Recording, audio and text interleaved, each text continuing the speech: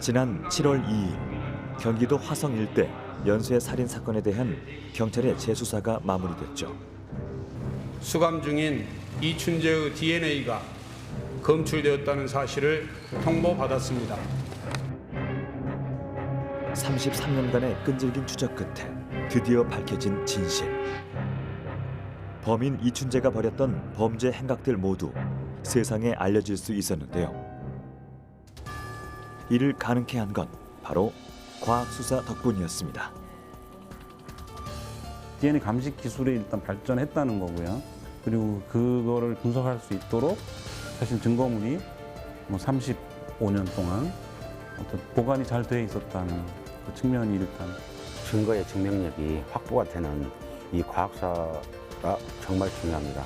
범인이 아무리 자기가 범죄 행위에 대해서 부인을 하더라도 과학수사 활동으로 수집된 증거물은 명백하게 법원에서도 인정을 해주고 범인의 범죄 행위를 증명하는 데 활용을 하고 있습니다. 각종 미제 사건들을 해결하는 데 있어서 중요한 열쇠가 되고 있는 과학수사. 최근엔 묻지마 범죄의 용의자 추적이나 코로나19 확진자 동선 파악까지 보다 진화된 기술을 통해 우리 일상 속에도 폭넓게 쓰이고 있는데요. 각종 범죄를 밝히고 모두의 안전을 지키기 위한 추적 기술의 모든 것. 오늘 이 시간 함께 알아보도록 하겠습니다.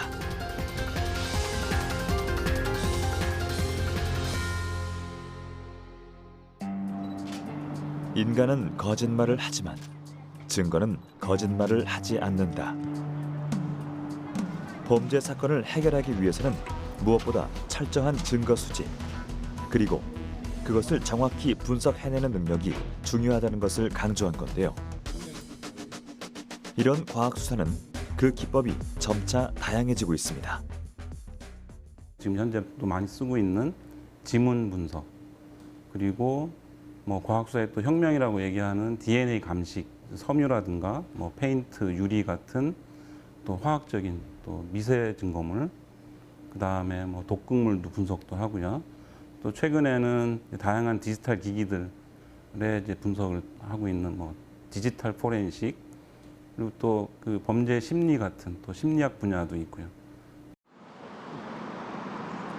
우리나라 과학 수사의 기법은 어느 정도 발전해 왔을까? 이 질문에 대한 답을 얻기 위해 찾아온 인물, 바로 국내 1세대 과학수사관 나재성 경위입니다. 그는 지난 20년간 각종 강력 사건을 도맡아 현장 감식을 진행해 왔다는데요. 범죄 현장에서 지문이나 DNA 등 사건의 결정적 증거를 찾아내는 데 온 힘을 쏟고 있습니다. 실질적으로 범죄 현장에서는 작은 증거물이건 큰 증거물이건 모두 감추려고 하는 게 범죄자들의 생리입니다. 하지만 아무리 작은 증거물이라도 저희들이 놓치지 않고 찾아냄으로써 중요한 증거물이 사라졌다 하더라도 작은 증거물을 수집해서 이런 현장 재구성을 통해서 범죄 행위를 밝혀내는 게 저희 과학수사의 일입니다. 범인을 추적하기 위한 첫걸음은 바로 증거 수집. 이때 스모킹 건, 즉 결정적 단서가 될 만한 것들을 정확히 짚어내는 것이 중요한데요. 이를 위해선 지문과 혈흔, 범죄에 사용된 흉기, 그리고 현장에 남은 족적까지 철저하게 수집해야 합니다. 거실에 보면은 이런 식탁에 술과 음료, 과일 등이 놓여져 있는 걸로 봐서는 여기에서 어떤 행위가 이루어졌고, 그리고 이 범구로 추정이 되는 흉기는 이런 식으로 바닥에 떨어져 있습니다. 1차적으로 바닥에 있는 그 증거물들을 전부 채점을 한 다음에 이 식탁에 있는 지문과 유전자를 채취를 하고, 범죄 현장에 처음 도착해서 가장 먼저 하는 일은 족적을 찾는 것. 현장에 있던 사람들이 출입한 흔적들을 찾아서 기록해두는 겁니다. 이때 한 가지 주의할 것이 있는데요. 수사관들이 범죄 현장에서 이동할 때 반드시 현장 통행판을 놓고 움직여야 합니다. 피해자와 용의자 그리고 경찰과 소방관을 제외한 제3의 인물들의 족적이 남게 되면 수사에 혼선을 줄 수 있기 때문이죠. 저희들 발자국 또한 현장에 남기지 않기 위해서 이렇게 그 현장 통행판을 설치를 하고 또한 이 작은 증거물들이 오염이 되지 않도록 그 하는 의미에서 이런 통행판을 설치하고 작은 증거물들라도 아주 철저하게 수거를 하고 있습니다. 이제 현장에 남아있는 증거물들을 과학적으로 분석해 용의자에 대한 단서를 추리해야 할 시간인데요. 이때 가장 결정적 힌트가 되는 것은 바로 피해자의 혈흔이라고 하죠. 혈흔의 크기와 높이 그리고 방향성 등을 체크한 후 그 증거에 맞게 과학적 추론을 해나감으로써 퍼즐을 맞추듯 당시 정황을 파악해 나가는 겁니다.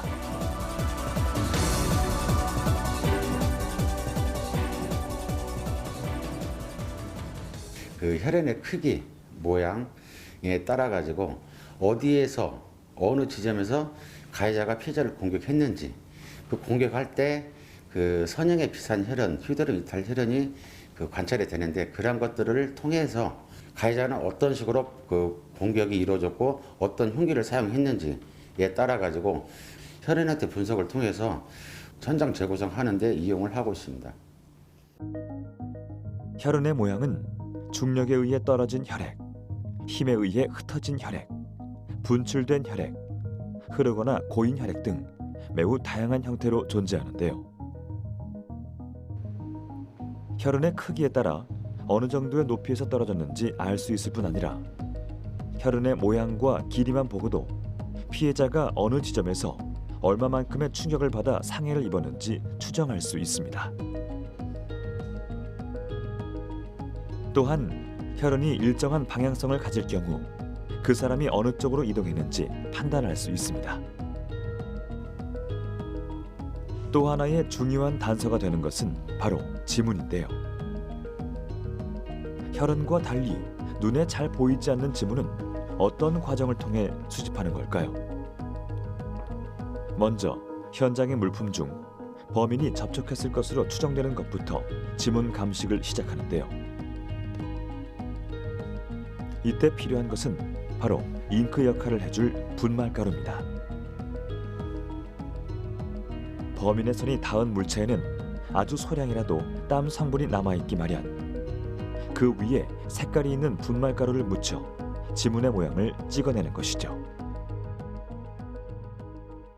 땀 성분의 이 분말가루가 색깔로 입혀진다고 생각하시면 됩니다. 분말을 어떤 걸 썼느냐에 따라서 광원의 색깔이 달라지는데 흑색 분말을 사용을 한다면 백색 광원으로 관찰을 하고요. 지금 이거는 형광 분말이라고 해요. 형광 분말 같은 경우는 이런 파란색이나 초록색 광원을 사용하고 있습니다. 범인이 접촉했을 가능성이 큰 물품 중 부피가 작은 것들은 실험실로 직접 가져와 정밀 분석에 들어가는데요. 지구상에 존재하는 모든 사람은 저마다 다른 지문을 갖고 있기 때문에 지문 채취만 제대로 이루어져도 쉽게 범인을 잡을 수 있다고 하죠. 이때 전체 지문이 아닌 3분의 1가량의 형태만 알아내도 범인을 추적하는 데 중요한 힌트가 될 수 있습니다. 약간 쓸렸는데 그래도 특징점 많이 살아있네. 그래서 현장에서 조각 지문이라든지 부분 지문을 채취를 하게 되면 보통 한 3분의 1 부분 지문이 채취가 됩니다. 프로그램에 등록을 해서 이 특징점을 또 찾습니다. 보통 요 손가락 마디 하나에 100개에서 한 130개 정도의 특징점을 찾을 수가 있습니다. 지문은 그 곡선의 형태에 따라 크게 4가지, 즉 궁상문과 요측 재상문, 척측 재상문, 와상문으로 구분되는데요. 범인을 추적할 땐 먼저 채취한 지문이 이 네 가지 형태 중 어느 쪽에 해당되는지 확인합니다.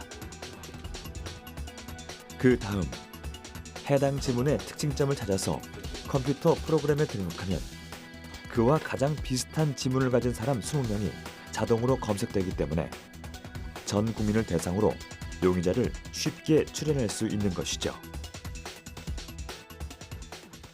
범죄 현장에서 체증된 증거물을 이용해서 신원 확인하고 신원 확인된 인적사항이 담당 형사에게 통보되고 실시간 추적 기술을 이용하여 피의자를 검거하는 시간이 점점 빨라지고 있습니다.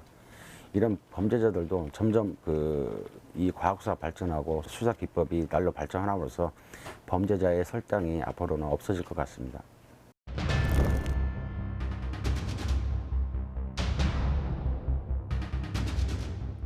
과학 수사의 힘으로 하나둘 그 진실이 밝혀지고 있는 미제 사건들.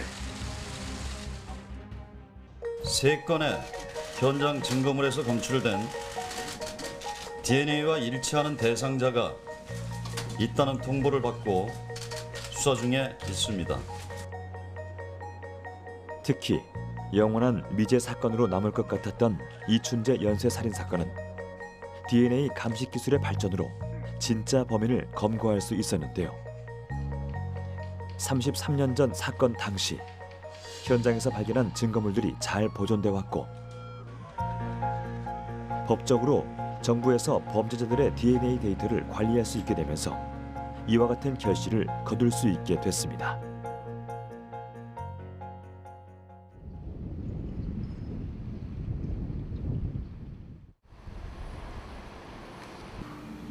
이춘재 연쇄 살인 사건을 통해 다시 한번 주목받고 있는 DNA 감식 기술은 실제 범죄 현장에서 어떻게 활용되고 있을까요? 지난 23년간 유전자 분석을 통해 미궁에 빠진 강력 범죄뿐 아니라 실종자를 찾는 데 큰 역할을 해온 임식은 교수.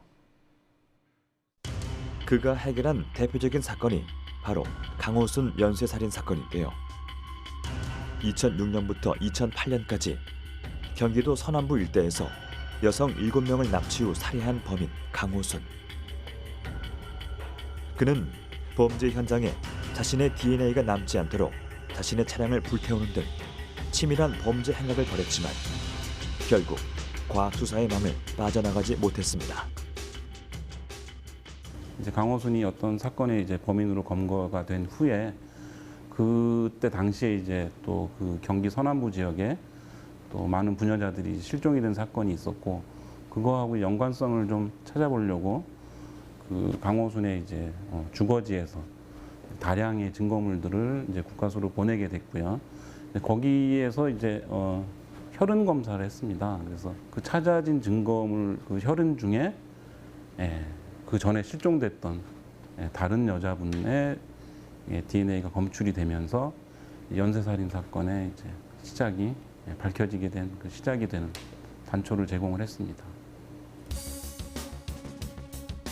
지문의 경우 범인이 장갑을 끼면 숨길 수 있는 반면 DNA는 머리카락과 혈흔, 타액, 또 물체에 남아있는 미세한 피부 세포까지 다양한 경로로 채취할 수 있기 때문에 사건 해결에 결정적 단서가 되고 있습니다. 그런데 범죄 현장의 수많은 증거물들 중에서 육안으로 보이지 않는 DNA를 어떻게 채취할 수 있는 걸까요? 속옷에 묻어있는 정액반을 찾기 위한 실험인데요. 그 정액 속에는 플라벤이라는 성분이 들어있어서 이 성분은 청색광을 450나노미터의 청색광을 비췄을 때에 반사되는 빛을 이 편광 오렌지색 필터를 통해서 확인하는 실험입니다. 속옷에 남아있는 정액을 통해 DNA를 감식하는 원리는 간단합니다. 정액 속에 있는 플라빈 성분이 청색광을 받았을 때 색깔이 변하는 원리를 이용하는 건데요. 청색광과 오렌지색 편광 필터만 있으면 정액이 묻어있는지 그 유무를 쉽게 판단할 수 있습니다. 또 다른 방법으로는 증거물에 묻어있는 혈흔에서 DNA를 채취하는 건데요. 이때는 루미놀 반응 실험이 이루어집니다. 이 루미놀은 적혈구 속 헤모글로빈의 철 성분과 만났을 때 산화되어 청색광을 내는 것이 특징.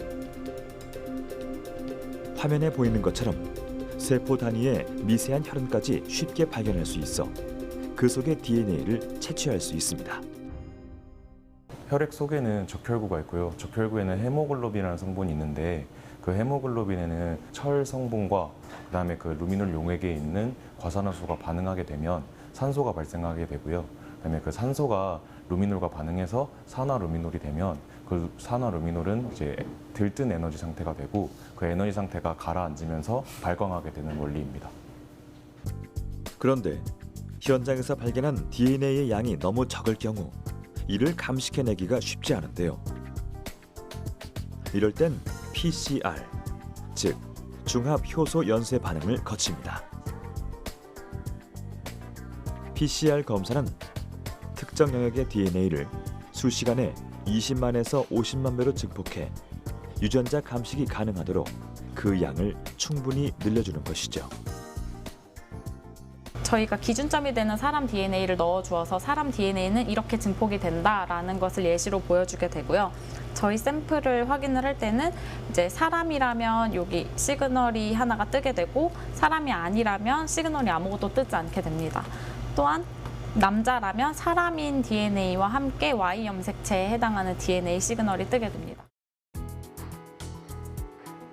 한마디로 PCR 검사를 통해 아주 미량인 DNA 시료만 가지고도 그 개체가 사람인지 아닌지 또 남성인지 아닌지를 명확히 확인할 수 있다는 건데요.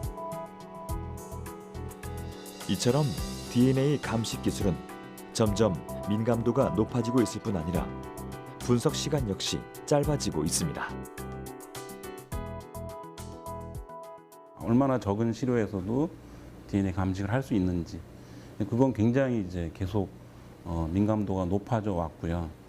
또 우리가 STR이 이제 어떤 마커 이름인데 그 마커의 수가 많을수록 우리가 이제 개인 식별력, 정확성이 높아지는 건데 초창기에는 하나부터 시작을 해서 뭐 6개, 9개 이렇게 분석하다가 지금은 한 20개 이상을 이제 동시에 분석을 하고 있습니다. 또 분석 시간도 과거에 비해서 더 짧아지고 또 더 적은 양의 시료에서도 분석이 되고 그래서 여러 면에서 이제 계속 발전을 해오고 있습니다. 최근엔 DNA 감식 기술의 발전과 더불어 범죄자들의 DNA를 체계적으로 관리할 수 있게 되면서 현재 일어나는 사건뿐 아니라 각종 미제 사건들도 해결할 수 있는 발판이 마련됐는데요.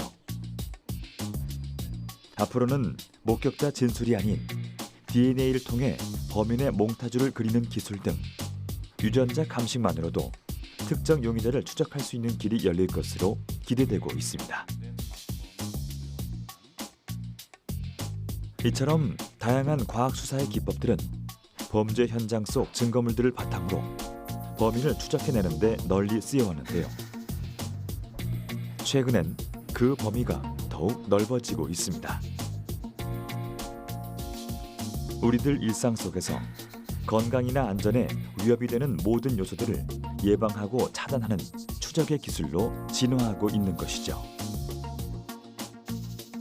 전 세계적으로 코로나19가 유행하기 시작한 지 어느덧 6개월이 넘었죠. 코로나19 사태가 장기화되고 확진자가 꾸준히 발생하면서 일상 속 방역의 중요성이 강조되고 있는데요. 무엇보다 확진자와의 접촉을 피하는 것이 중요한 때 사람들이 새롭게 주목하고 있는 추적의 기술이 있습니다.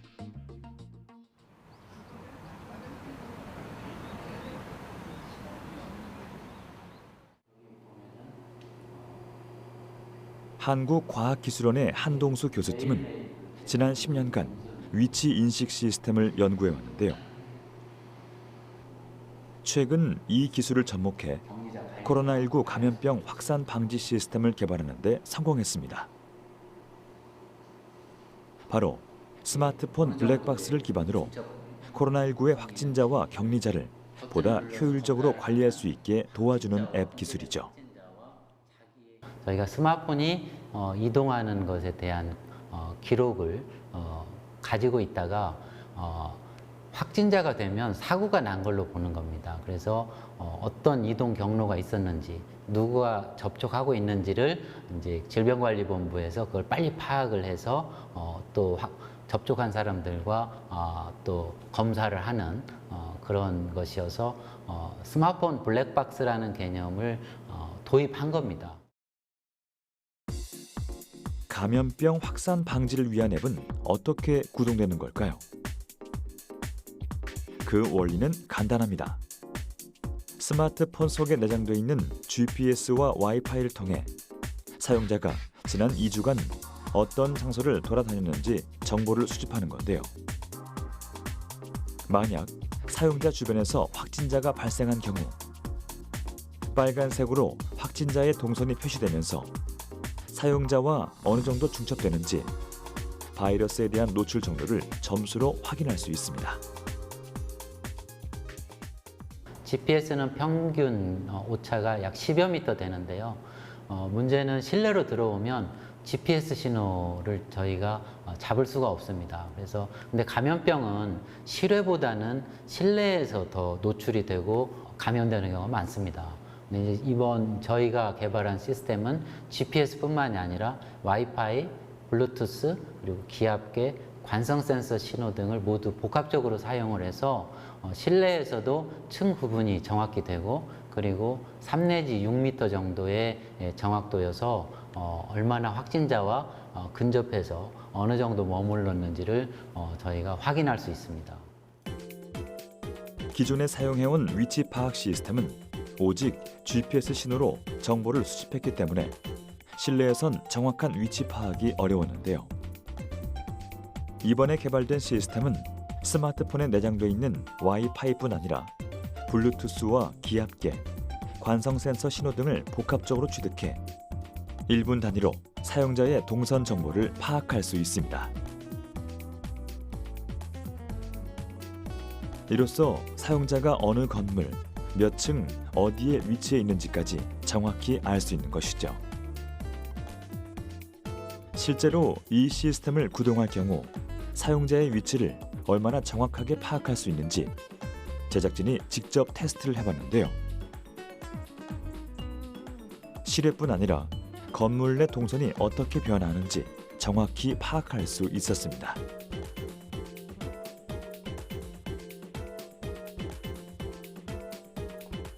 그런데 이런 위치 파악 시스템을 사용할 경우 개인 사생활 정보가 유출될 수 있다는 우려가 커지고 있는데요. 해당 시스템의 경우 사용자의 위치 정보가 암호화되어 저장되기 때문에 해당 분야 전문가가 아니고선 그 내용을 확인하기 어렵습니다. 또 이 정보를 보기 위해선 철저히 패스워드 인증을 거쳐야만 하기 때문에 외부로 유출될 가능성도 적습니다. 네, 실내 위치 인식은 이제 활용은 굉장히 많이 될 겁니다. 어린이, 노약자, 치매 환자 보호하는 데도 필요하고요. 저희가 소방관 또는 건설 현장에서의 안전 관리에서도 필요합니다. 그렇지만 자칫 양날의 칼입니다. 개인 사생활을 침해하고 그럴 수 있기 때문에 그 부분을 늘 신경 쓰면서 보호하면서 활용해 나가야 된다고 봅니다.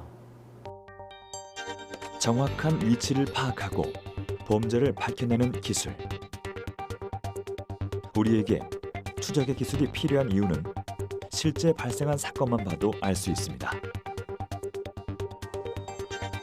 2012년 오원춘 시신 훼손 사건.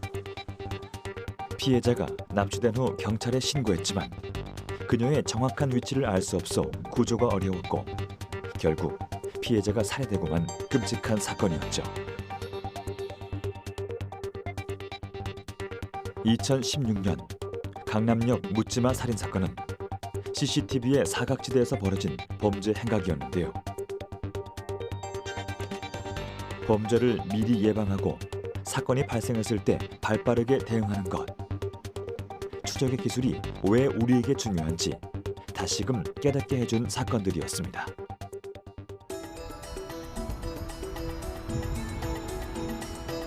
실제로 이러한 범죄가 일어났을 때 우리의 눈을 대신하는 것이 바로 CCTV인데요. 안양시에선 각종 사건 사고의 위험으로부터 시민들의 안전을 지키기 위해 스마트 도시 통합센터를 운영하고 있습니다. 도로교통, 치안, 안전, 복지, 환경 등 사회적 문제를 신속하게 해결하도록 설치한 방범용 카메라부터 교통 카메라까지 하나의 시스템으로 통합한 관제센터인 것이죠.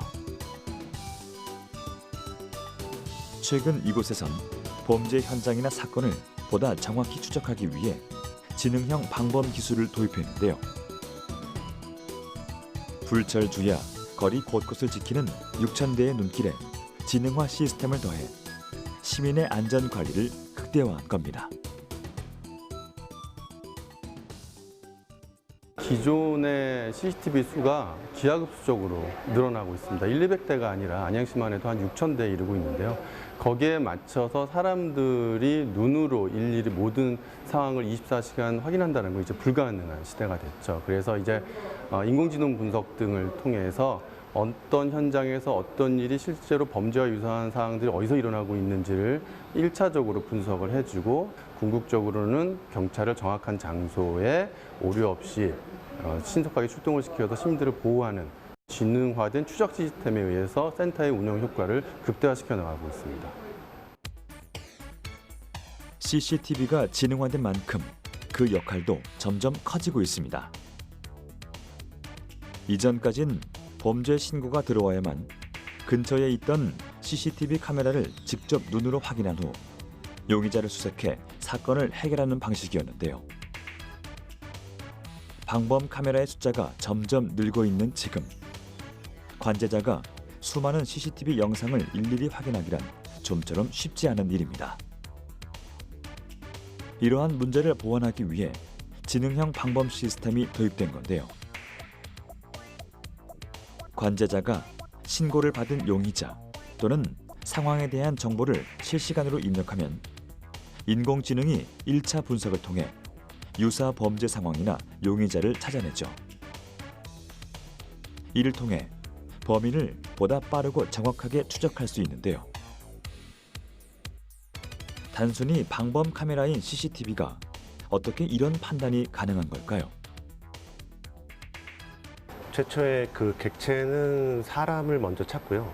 그 사람 중에 그 추적할 대상을 오퍼레이터, 관제자가 직접 클릭을 통해서 지정을 하게 되면 그 사람의 이미지만 100에서 한 200여 장을 그 저장을 하게 되고요. 그 영상을 또 증폭을 합니다.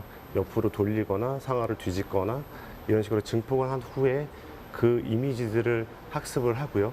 특정했던 그 카메라에서 이 특정한 사람이 벗어나게 되면 동선상 갈 수 있는 영역에 있는 카메라에서 그 사람과 동일한 사람을 찾게 됩니다. 수많은 정보를 스스로 학습하는 지능형 카메라. 그 뒤에는 보다 진보된 과학 기술이 더해졌습니다. 바로 사람의 눈을 닮은 카메라, 즉 스테레오 카메라 덕분인데요.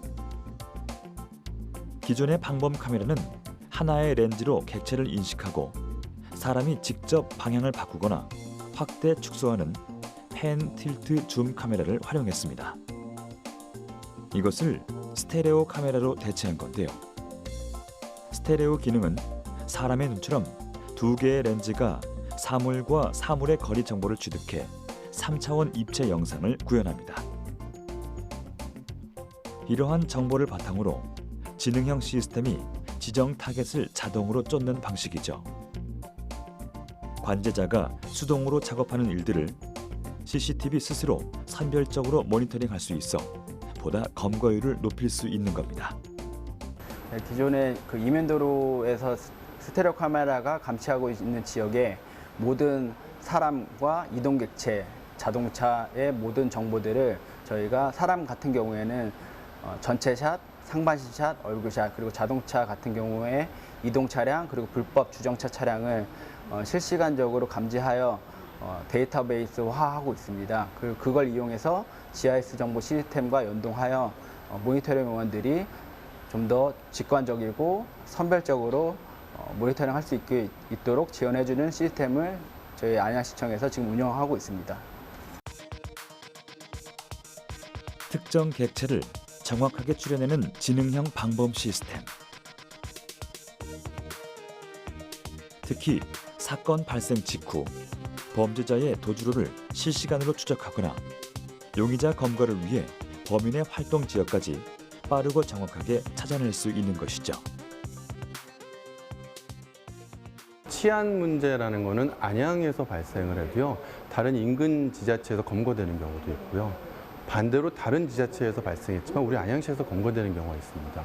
이젠 광역 차원에서 뭔가 센터 간의 연계를 통해서 이런 사회적 문제를 좀 해결해 나갈 필요성이 있다고 봅니다. 즉, 이런 안전적인 문제나 복지적인 어떤 케어적인 문제는 관할이나 지역적 한계를 벗어나는 이런 기술들을 활용해서 궁극적으로는 대한민국이 안전한 사회가 되기 위해서는 광역 서비스로 확대 발전할 필요성이 있다고 봅니다.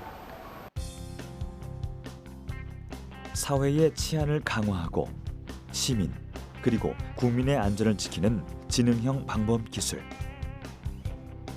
사고의 위험이 도사린 현장을 체계적이고 지속적으로 살펴볼 수 있다는 건 과학기술과 노하우가 집약된 추적의 기술이 한층 더 업그레이드 됐다는 걸 의미합니다.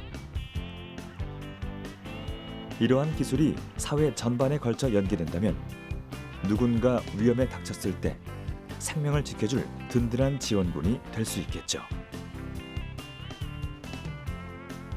우리는 지금까지 CCTV의 지능화된 능력을 통해 각종 사건, 사고를 해결할 추적 기술의 가능성을 알아봤습니다.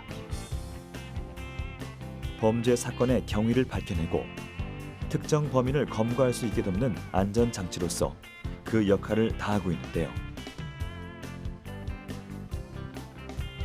만약 이러한 CCTV 기술이 특정 범죄 사고는 물론 실생활에서 일어나는 불의의 사고를 예방할 수단으로 활약할 수 있다면 우리는 또 어떤 안전을 보장받을 수 있을까요?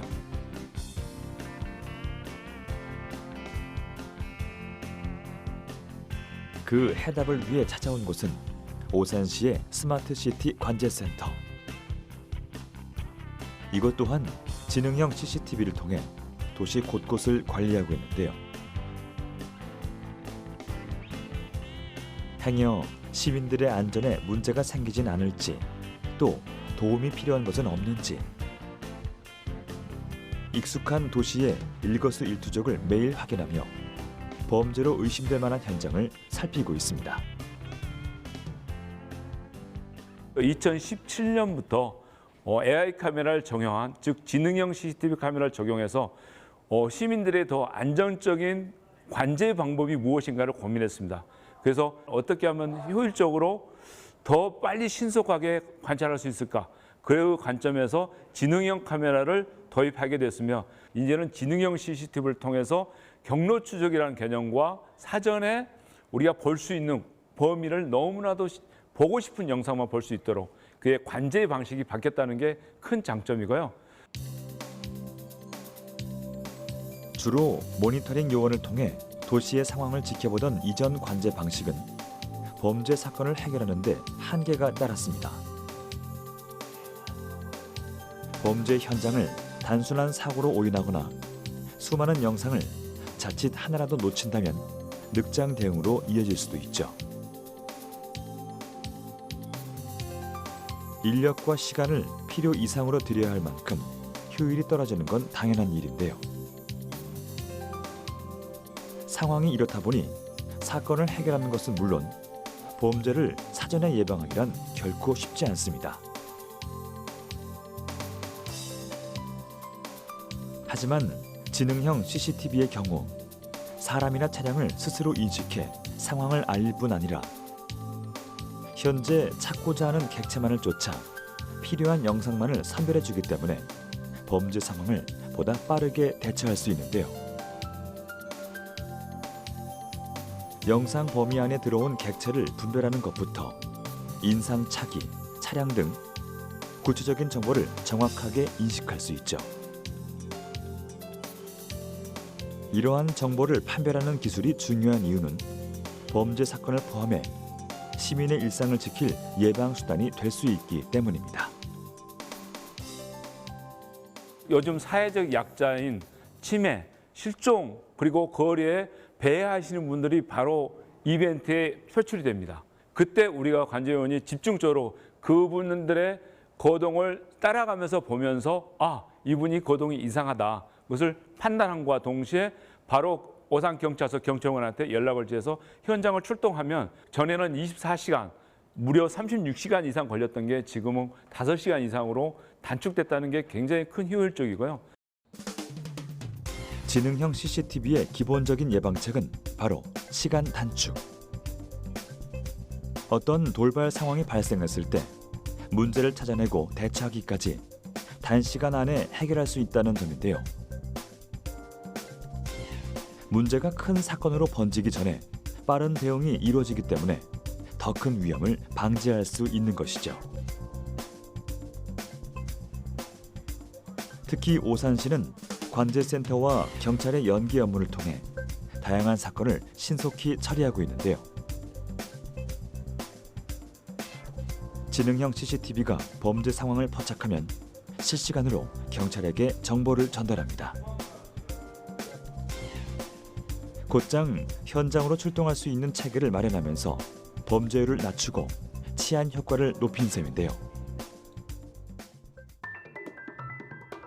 실제 오산시에서 발생했던 방화 사건의 경우도 지능형 CCTV의 활약이 한몫했습니다. 인적이 드물고 사람의 이동이 많지 않은 늦은 시간, 객체의 이동을 감지한 CCTV가 스스로 한 남성을 쫓아 화면을 표시하기 시작했는데요. 이 과정에서 방화 범행을 포착했고 사건을 전달받은 경찰의 긴급 출동으로 방화범이 또 다른 범행을 저지르기 전 신속히 검거될 수 있었습니다. 인상착의 등을 여기서 이제 관제센터에도 숙지를 해가지고 그 주변에 모니터링하면서 비슷한 사람이 나타났을 때 이동 경로나 이제 그 인상착의를 제대로 확인을 해가지고 바로 저기 지구대 파출소에 신속 출동시켜서 수색하고 찾는데 여기 관제센터에서 큰 도움을 주고 있습니다. 그런 사례가 자주 있습니다. 수상한 움직임을 포착하고 알아서 사건을 인지하는 지능형 관제 시스템. 이러한 기술이 가능한 건 카메라의 모션 측정을 기반으로 한 인공지능 딥러닝 덕분입니다.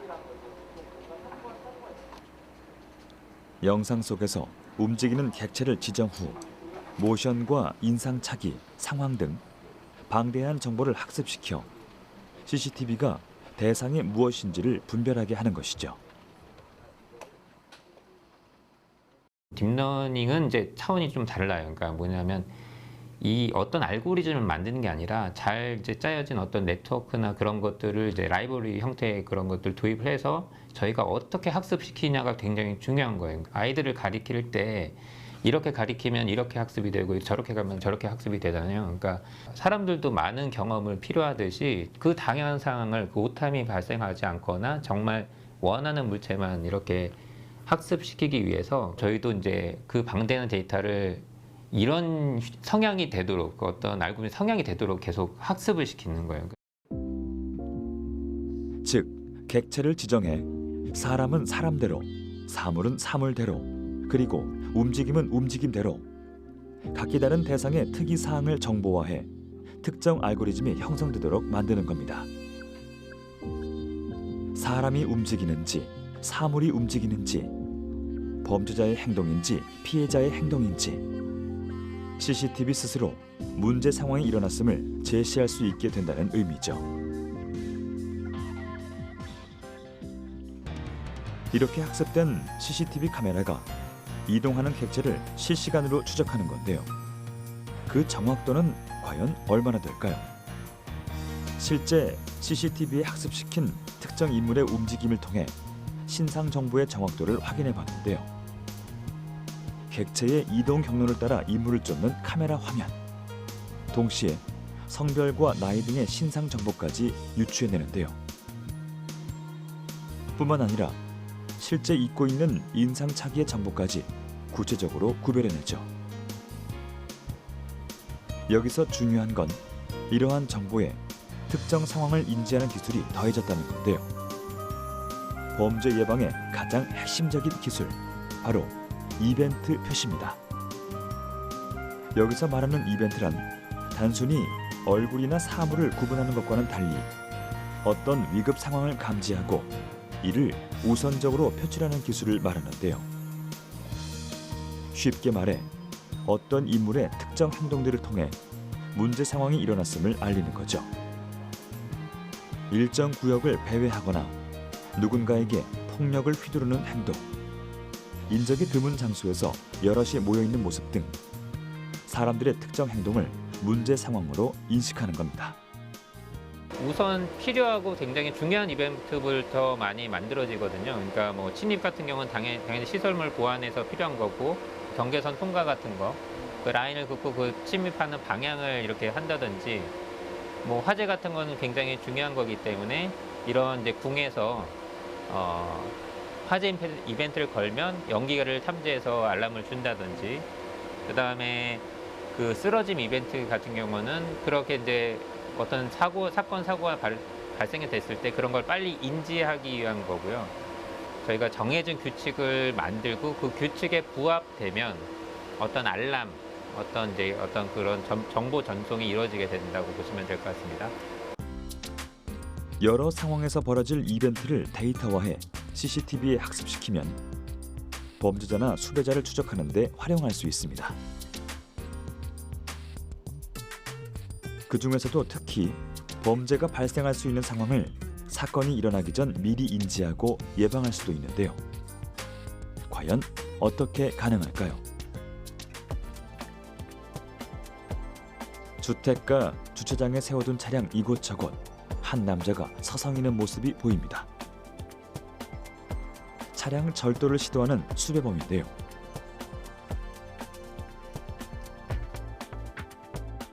객체의 수상한 움직임을 포착한 CCTV가 화면 속 남성의 뒤를 쫓아 얼굴을 비추자 데이터베이스에 등록된 인물 중 유사도에 따라 비슷한 인물들의 정보가 추려집니다.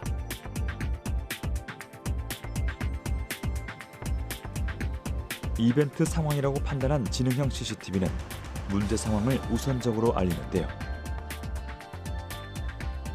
이때 모니터링 요원이 인상착의를 토대로 정보를 신속하게 체크하면 동일한 인물을 검색하며 도주 경로를 실시간으로 추적하게 됩니다.